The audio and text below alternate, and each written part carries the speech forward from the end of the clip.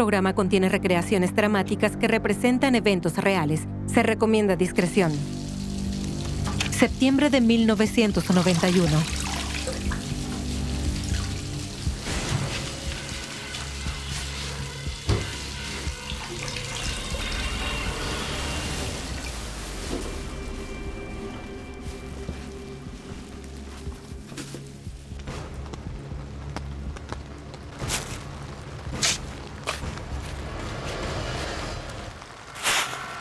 No creo que nada perturba tanto a los investigadores como un crimen sin resolver. Estábamos desesperados y empezaron a llegar las cartas. En las turbias y plácidas profundidades, bajo el fango fresco y acariciador, yacen 7 vírgenes sagradas, sepultadas una al lado de la otra. Las menos dignas están dispersas a lo ancho. Ese fue el primer indicio de que teníamos un asesino en serie entre manos. Atrapen a mi asesino.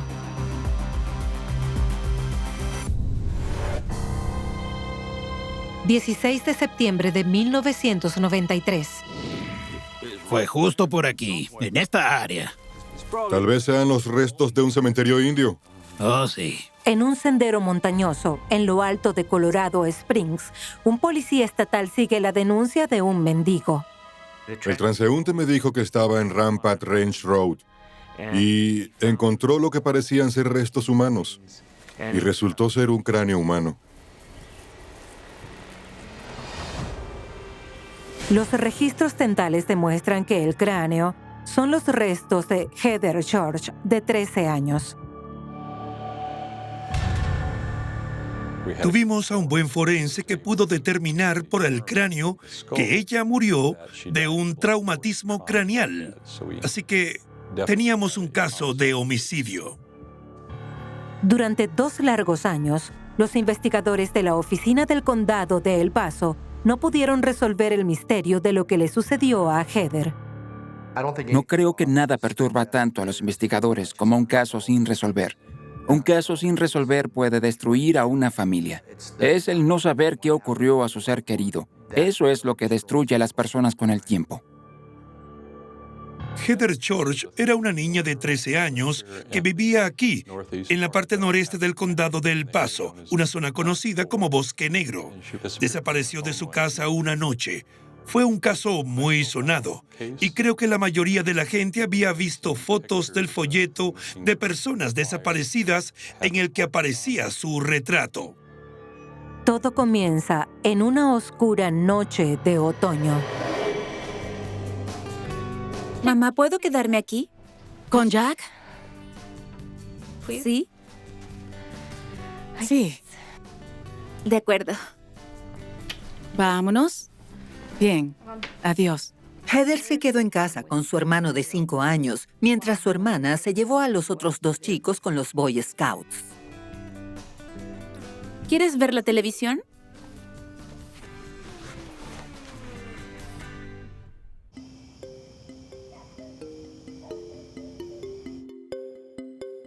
Diane llamó a casa a las 8 de la noche para hablar con Heather y saber si todo iba bien.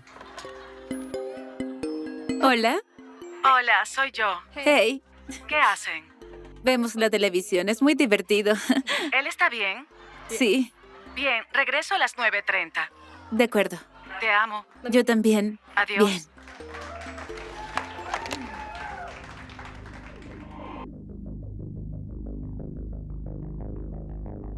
Una hora y media después, Diane y sus chicos vuelven a casa. Heather, llegamos. Oigan, chicos, un programa y luego a la cama, ¿bien? Sí. ¿Qué veremos? Su hijo pequeño estaba dormido. Cuando Diane visita la habitación de Heather. ¿Heather?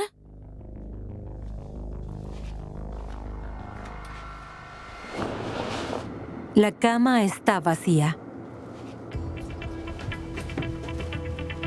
No encuentro a Heather. Ayúdenme a buscarla ahora.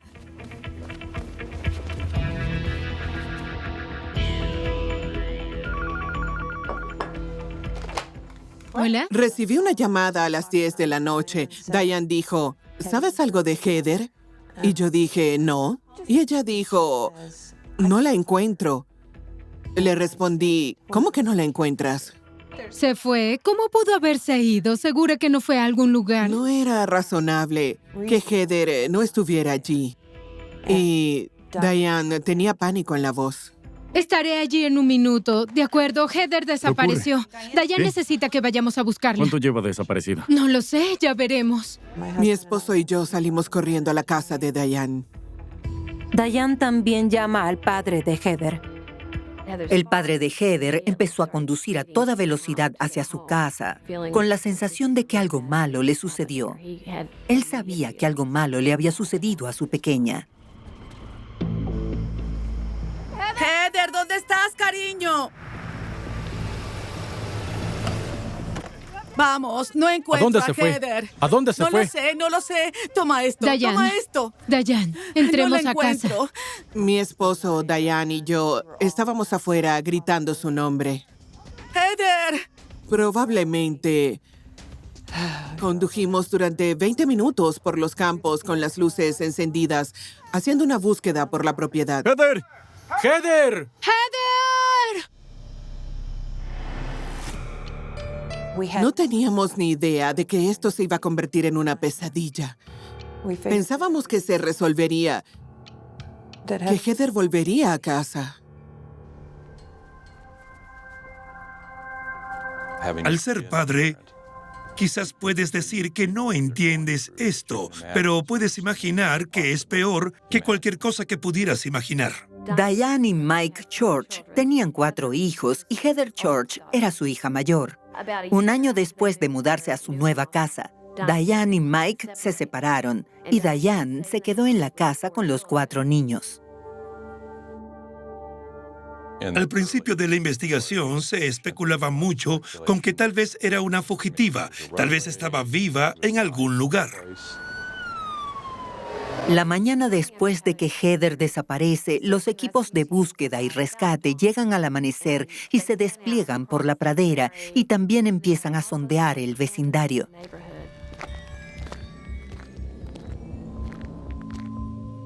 No hay rastros de Heather. Esto hace que los investigadores sospechen que se la han llevado a la fuerza de su casa. Diane quería entretenerse. Tomó la aspiradora y empezó a aspirar. El ayudante del alguacil salió corriendo. Y esa fue la primera vez que Diane se dio cuenta de que su casa era una escena del crimen. Le mostraré algo. No sé si es importante o no, pero vi esta ventana un poco extraña. No estoy segura. ¿Así encontró la ventana? Sí, la vi así, pero no la toqué. ¿Podrías traer al CSI? Los investigadores se dieron cuenta inmediatamente de que la mosquitera de la ventana había sido retirada de la ventana y luego colocada de nuevo, pero no asentada correctamente en el carril. Esta es la primera pista de que alguien entró en la casa. Las huellas se envían a la base de datos de la Oficina de Investigación de Colorado y no hay coincidencias.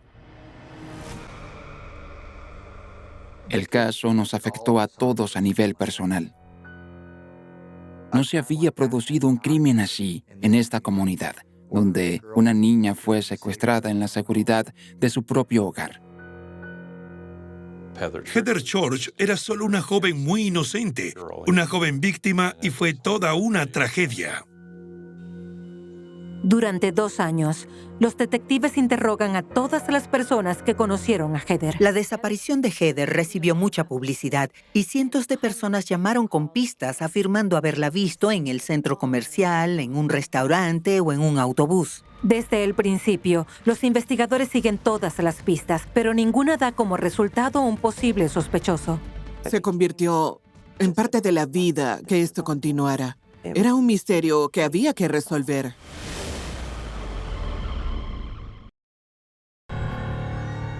...16 de septiembre de 1993. El descubrimiento del cráneo de Heather Church 2 años después de su misteriosa desaparición destroza a la madre de Heather, Diane.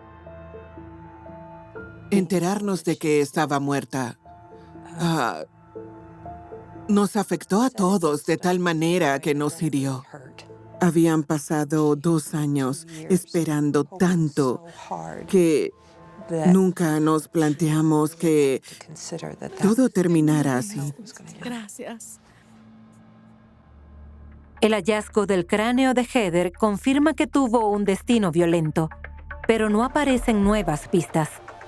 Descubrir información que condujo a la identidad del sospechoso desde el lugar de recuperación del cuerpo fue muy mínima. Tras 2 años más a la casa de su asesino, los investigadores no están más cerca de atrapar al asesino de Heather. Pero ahora hay un nuevo alguacil en la ciudad.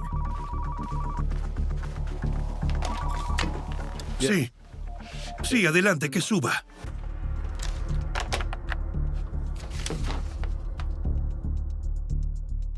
Hola, Lou. Me alegro de verte. ¿Cómo está la familia? Bien, bien. ¿Qué tal tú? Siéntate, toma asiento. Me alegra que me acompañes en este caso. Como alguacil recién electo, uno de mis objetivos era reunir la investigación y el equipo que resolviera el asesinato por secuestro de Heather Church. Y tuve la gran suerte de poder convencer a mi antiguo compañero de homicidios, Louis Smith, para que viniera a la oficina y dirigiera la investigación como mi capitán de detectives. Voy a presentarte a Diane. Diane Lou. Hola, ¿qué tal? Soy Louis Smith. Es un placer. Igualmente. Cuando se encontró el cráneo de Heather Church, Louis Smith se había forjado una gran reputación por sus esfuerzos de investigación. Mi mayor preocupación era si el sospechoso seguía en nuestra comunidad. Era un caso que creo que todos queríamos ver resuelto. La única prueba física muy importante era la huella dactilar latente.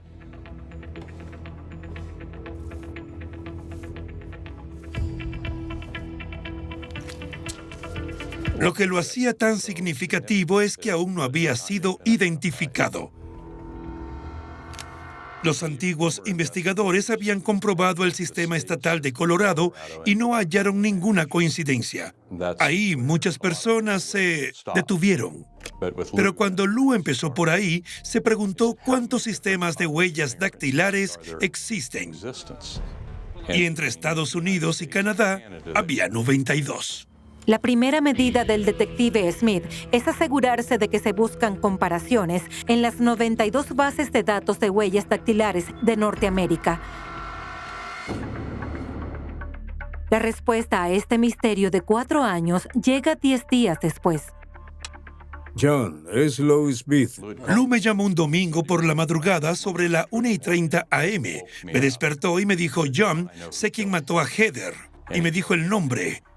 Esa huella dactilar estaba en los sistemas de 2 estados e identificó al sospechoso como un tal Robert Brown. Brown, un delincuente profesional, tiene antecedentes por allanamiento y robo de autos en California y Luisiana.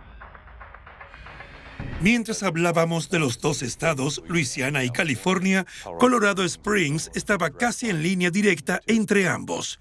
Tienes a un delincuente convicto de paso.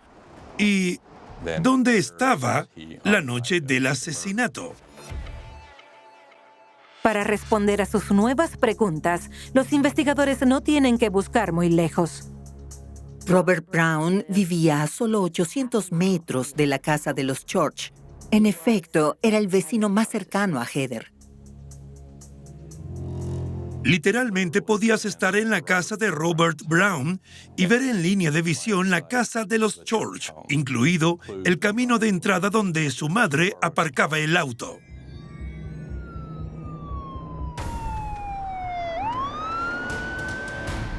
Empezamos a vigilar la casa de cerca para determinar qué auto conducía, cuáles eran sus pautas. Sospechábamos que podía tener armas en la casa. Queríamos intentar evitar una situación de rehenes y lo ideal era separarlo de la residencia donde pudiera haber pruebas físicas para que no destruyera las pruebas ni se hiciera daño a sí mismo. Y mientras vigilábamos la casa, esa mañana, el sospechoso acabó marchándose.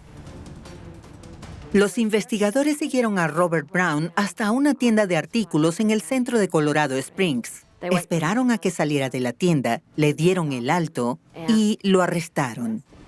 Quedas arrestado por el asesinato de Heather Church.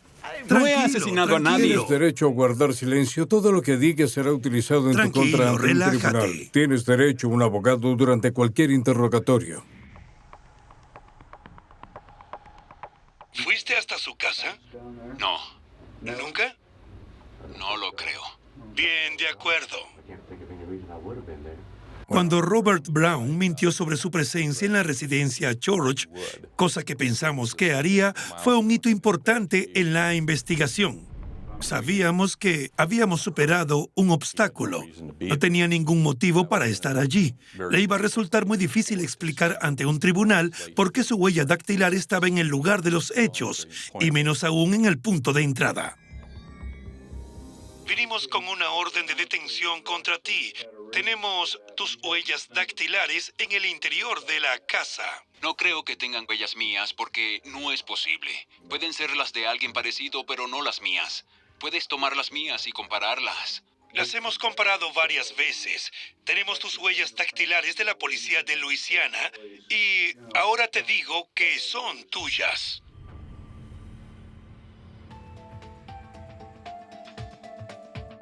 Mira a lo que nos enfrentamos. Parte parece real, pero también un disfraz. Mientras los investigadores interrogan a Brown en la oficina, los detectives registran su vivienda. Encuentran muchas armas, videos pornográficos y ropa infantil. Hallamos una cantidad considerable de bienes robados. Luego descubrimos que habían sido sustraídas de viviendas de la zona de Black Forest. Las pruebas sugieren que Brown estuvo robando en las casas de sus vecinos durante algún tiempo, pero nada que indique que tuviera un motivo para asesinar.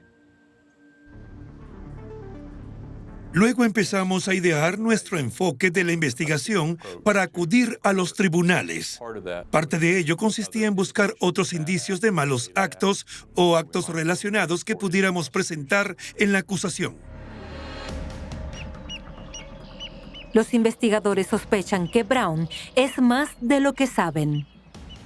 Un detective de la oficina del condado de El Paso se dirige a Coshara, Luisiana, para indagar en su pasado. Robert Brown es el menor de 9 hermanos. Su padre fue ayudante del comisario en Coshara y su hermano fue policía estatal de Luisiana. Estuvo casado 5 veces. ¿Lo hacía siempre? Sí, la semana después de casarnos. Está loco. Muy mal genio. Todas sus mujeres le tenían terror. Y sus matrimonios duraron muy poco tiempo. Algunos de esos matrimonios duraron un par de meses. A una le puso un arma en la cabeza y apretó el gatillo. Me dio un susto de muerte. Y me pidió asesinarlo. Todas lo describían como alguien que no podía controlar su temperamento. Explotaría a la menor cosa. Me golpeó porque olvidé poner una cuchara en la salera. Es la mano derecha del diablo, eso es lo que es. Llámeme cuando toque el interruptor. Quiero verlo freírse. Los detectives se enteran de que la brutalidad rodea a Robert Brown y lo ha hecho durante mucho tiempo. Al principio de la investigación pensamos que había muchas probabilidades de que se tratara de un hombre muy violento. Una mujer que vivía al lado de Brown desapareció y nunca la encontraron. Era una camarera de 27 años, Tammy Dumar. Otra mujer que también vivía junto a Brown en Coshara, Luisiana, fue asesinada en su cama. Rhonda Lynn, de 21 años, es apuñalada 12 veces con un destornillador. Su asesinato nunca se resolvió. Y fue el primer indicio de que tal vez teníamos entre manos a un asesino en serie.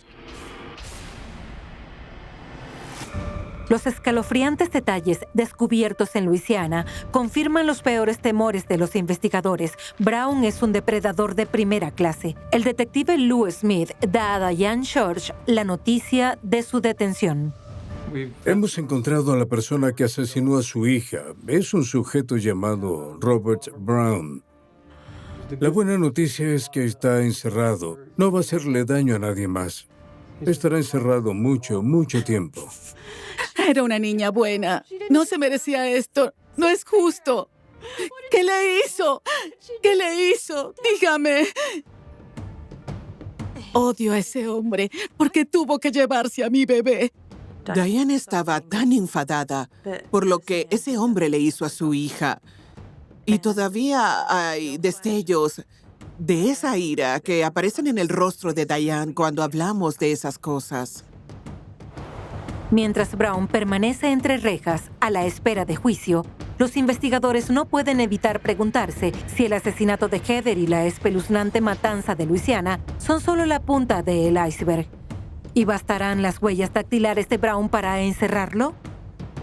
Lou tenía la certeza de que era un asesino en serie y de que había otros cadáveres.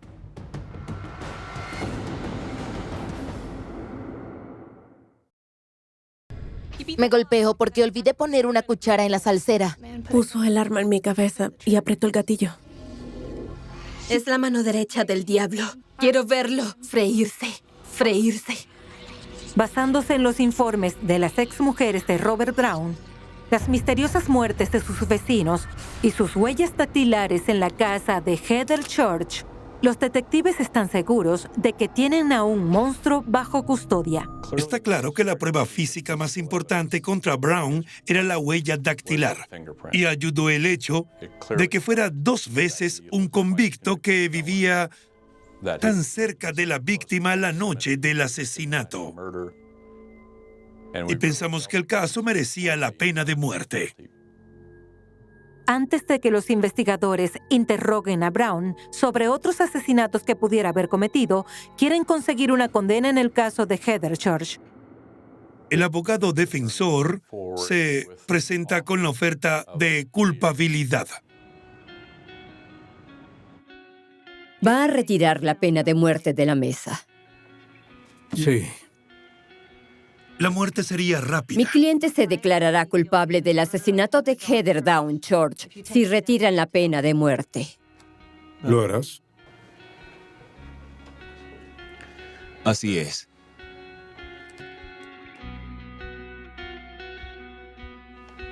No creo en la pena de muerte, pero quiero que se pudra. Quiero que pague por lo que le hizo a mi niña. Los padres de Heather no estaban a favor de la pena de muerte. Así que teniendo esa oferta en la mano y con los padres animándonos firmemente a aceptarla, decidimos hacerlo. ¿Sí pueden hacerlo? Haremos todo lo posible. ¿Estamos de acuerdo? Gracias. Gracias a ambos. De nada. Brown fue condenado a cadena perpetua sin posibilidad de libertad condicional.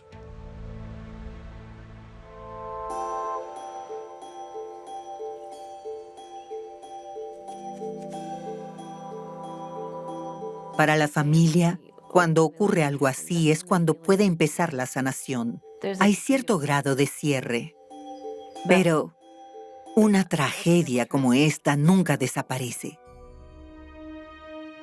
Los restos de Heather son enterrados. Pero para el alguacil John Anderson, el caso está lejos de resolverse. Sin la pena de muerte, Robert Brown podría salir libre algún día. Hablé varias veces de lo importante que sería conseguir una segunda condena por asesinato contra Brown en caso de que hubiera apelación y perdiéramos el primer caso para que supiéramos que este violento asesino no volvería a salir a la calle. El alguacil de casos pide que investiguen más a fondo la vida y las muertes en torno a Robert Brown. Los miembros de los casos de John Anderson son Scott Fisher, que es un editor de diarios retirado, Lou Smith, que es el investigador de homicidios retirado que resolvió el caso de Heather Church, y Charlie Hess, que ha tenido varias carreras, pero sobre todo como agente del FBI y como agente de la CIA.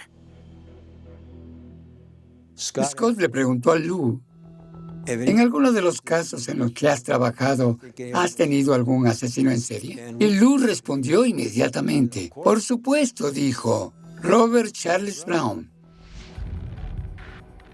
La decisión de perseguir a Brown es doble. Poner fin a los asesinatos sin resolver y asegurarse de que Robert Brown nunca vuelva a salir libre.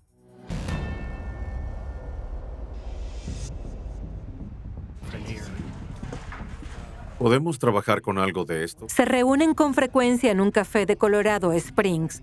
Los investigadores revisan el expediente de Brown y descubren que ha escrito algunas cartas crípticas al fiscal en las que insinúa la existencia de otras víctimas. La primera carta de Brown al fiscal del distrito dice: a quien corresponda, en las turbias y plácidas profundidades, bajo el fango fresco y acariciador, yacen 7 oportunidades de oro. Oportunidades perdidas.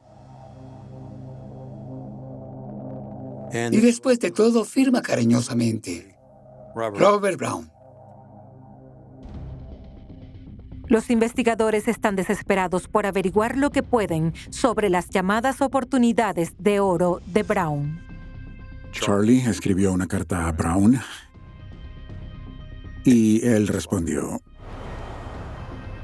no estoy seguro de que alguien crea lo que hizo. 7 vírgenes sagradas, sepultadas una al lado de la otra. Las menos dignas están dispersas a lo ancho. La puntuación es tú 1, el otro equipo 48.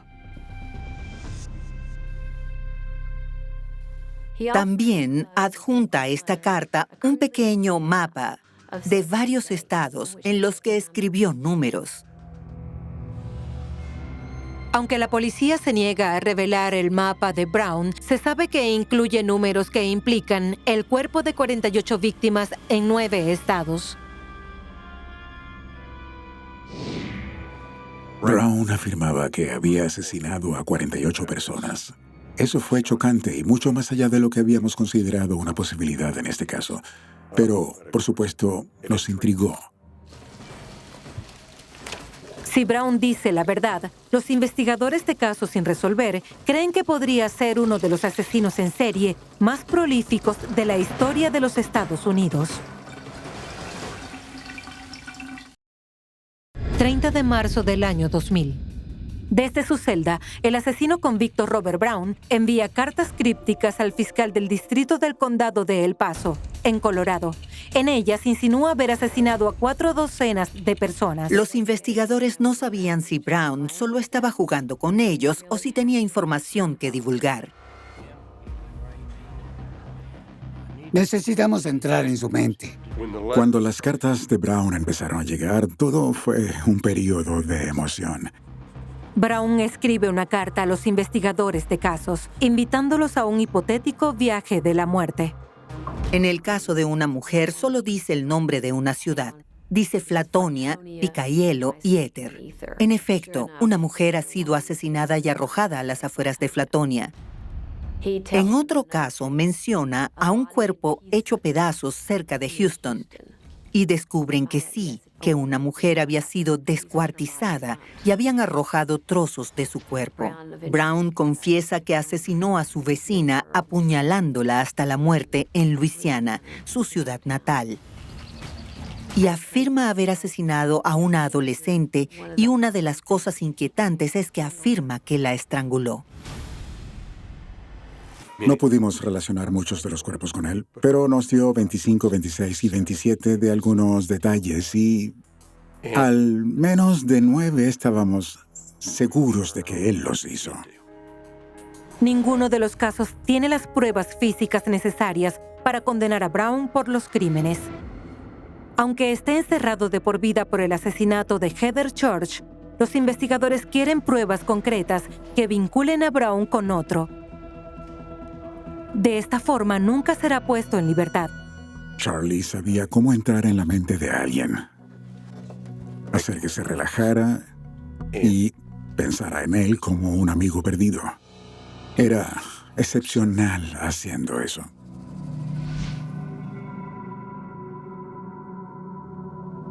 Ellos encuentran su oportunidad en una de sus cartas enigmáticas.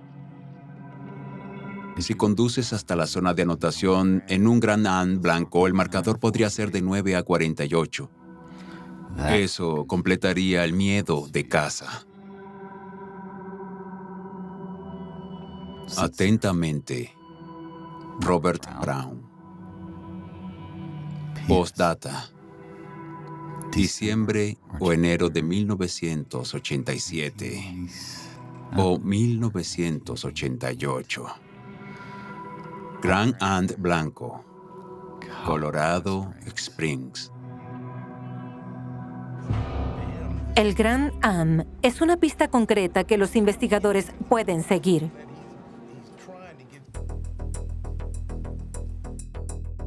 Era un caso de Colorado Springs y la ciudad no podía aportar nada de sus archivos.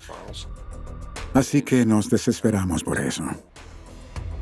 Él apodó a la de Colorado Springs la señora de Grand Am. Scott, Lou y yo estuvimos hablando de que necesitábamos esto para poder identificar quién era la dama, porque Robert nunca habló de nombres. Resolver un desconocido caso en Colorado Springs relacionado con una supuesta dama del Grand Am resulta casi imposible. Después de que Charlie le enviara lo que yo llamé una carta de ver a Jesús diciéndole que se callara, recibimos una respuesta que Brown envió diciendo que la esposa de un soldado desapareció. Y añadió una cosa al final. El Departamento de Sanidad es muy eficiente. Iba soltando en pequeñas piezas las pistas. Charlie Hess está desesperado por enfrentarse a Brown cara a cara.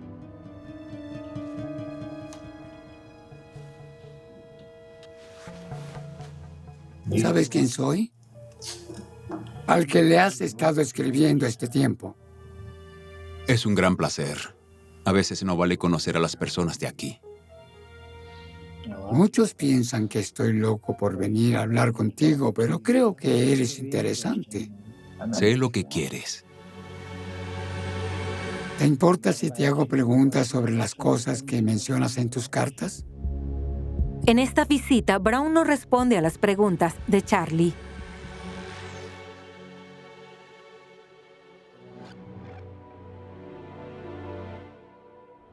Después de un tiempo de mi visita a Robert, uno de los detectives estaba revisando los autos robados y se dio cuenta de que un número de bastidor no coincidía con la secuencia normal.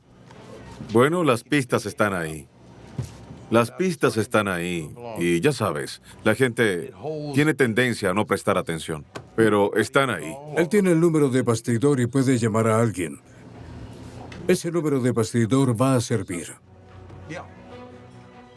Finalmente, localizaron al propietario en Florida. Lo llamaron y le preguntaron, ¿tuviste un Grand Am blanco? Y él respondió sí. Le preguntaron, ¿alguna vez te lo robaron? Dijo sí. Le preguntaron, ¿tuviste alguna esposa o una novia que desapareció?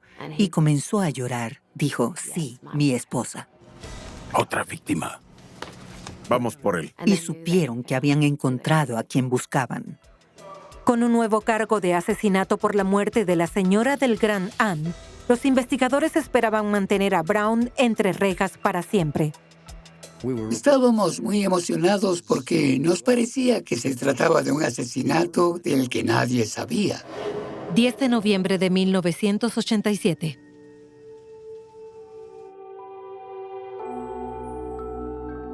La dama de Grand Am era una señora joven. Solo tenía 15 años. Era una chica latina muy guapa. Estaba casada con un soldado destinado a Fort Carson. Él se había llevado a su bebé a casa de sus padres fuera del estado e iban a terminar divorciándose. El esposo tomó al niño y voló a Miami, sin saber que esa sería la última vez que vería a su esposa.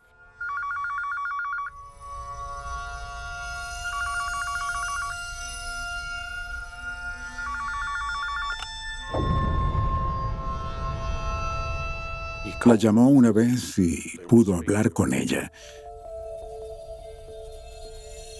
Volvía para una reconciliación, pero no volvería a verla.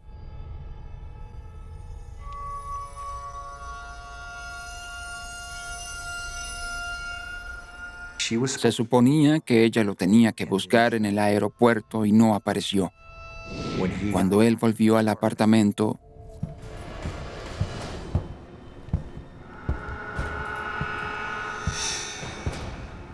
el esposo de la víctima descubrió que ella no estaba en ninguna parte, pero toda su ropa estaba allí. Encontró el apartamento en desorden. Faltaba el televisor. Fue a su auto para dar una vuelta e intentar encontrarla. El auto desapareció. Él llamó a la policía para denunciar su desaparición y al principio, al verlo, lo consideraron posible sospechoso. ¡Quiero ver sus manos! ¡Arriba! Su vida fue completamente destruida por esto. Charlie Hess y Scott Fisher se reúnen con el asesino convicto Robert Brown para decirle que han averiguado la identidad de la dama del Grand Am. Sabemos algo al respecto. Seguro que hay algo más importante que quieras contarme. ¿Qué me contarías al respecto? Brown podía causarte escalofríos. Era una persona muy intimidante. Conozco al esposo de esta mujer. Hablé con él. ¿Tienes algo que añadir a esto? ¿La del Grand Am? Sí. Brown accede a contarles cómo la asesinó. ¿Hablaste con él? Bien. Fue a la tienda y me coqueteó. Hola, ¿qué tal? Hola, ¿cómo te va? Tiempo sin verte. ¿Tienes planes esta noche? No, nada. Vamos. Ella le dijo que se divorciaría de su esposo, que no estaba en la ciudad. Le indicó más o menos que estaba interesada en Brown. Te diré algo. Vuelve en 15 o 20 minutos. Habré terminado y podremos divertirnos. Sí, genial. Iba a traer el nuevo Grand Am, buscó a Robert y fueron al cine. Bien, adiós. Adiós. Es una decisión de la que la joven no vivirá para arrepentirse.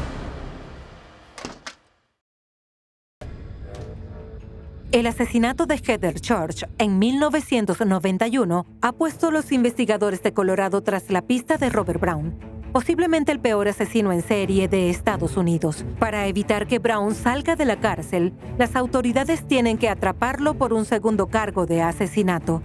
El asesinato de la víctima, dama del Grand Am. Ya tenemos una víctima, tenemos un nombre y por fin Charlie puede presentar a Brown como un gran caso resuelto, a excepción del cuerpo desaparecido. Sí, ya recuerdo. Sabía que su esposo no estaba en la ciudad porque lo dijo. Así que la convencí para tener una cita. Fuimos al cine. Después de la película comieron algo. Después, Robert la llevó a su apartamento y tuvieron relaciones sexuales. Después de algunas relaciones, la estrangulé.